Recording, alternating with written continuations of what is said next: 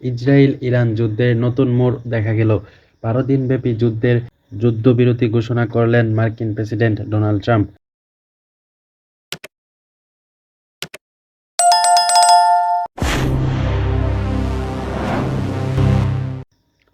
যুদ্ধবিরতি ও তীব্রতা।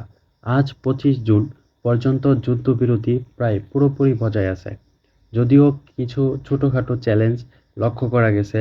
ওয়াশিংটনের ব্রেকারে পতাকা উত্তোলনের প্রক্রিয়া সুষ্ঠুভাবে কার্যকর হয়েছে এবং আইডিএফ ও ইরান উভয়ই জোরদার নো স্ট্রাইক অঙ্গীকার করেছে, প্রধানত গতকাল ২৪ জুন সকালের দিকে। ইসরায়েল যুক্তরাষ্ট্র দাবি করছে, গত সপ্তাহে চালানো বিমান হামলায় ইরানের পারমাণবিক ব্যবস্থাপনার কর্মক্ষমতা ডিগ্রেডেড হয়েছে, তবে ধ্বংস হয়নি। এই ব্যাপারে দুপক্ষের মতপার্থক্য দেখা যায়।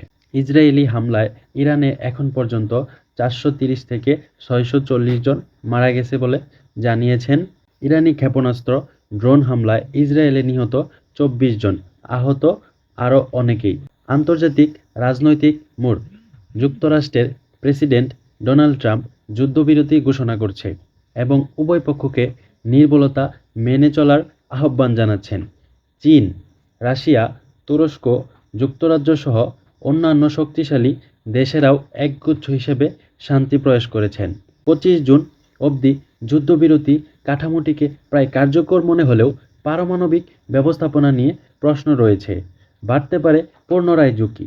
দুই পক্ষই শক্ত অবস্থানে রয়েছে যাতে কোনো সময় পরিস্থিতি বদলাতে না পারে। দুই পক্ষের এখনও সম্মতি থাকা সত্ত্বেও এখনও যুদ্ধবিরতি অবস্থায় যুদ্ধ স্থগিত রয়েছে, তবে এটা আনুষ্ঠানিকভাবে এখনও ঘোষণা হয়নি।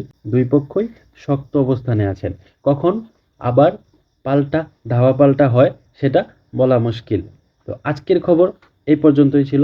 পরবর্তী আপডেট পেতে চ্যানেলটাকে সাবস্ক্রাইব করে রাখুন।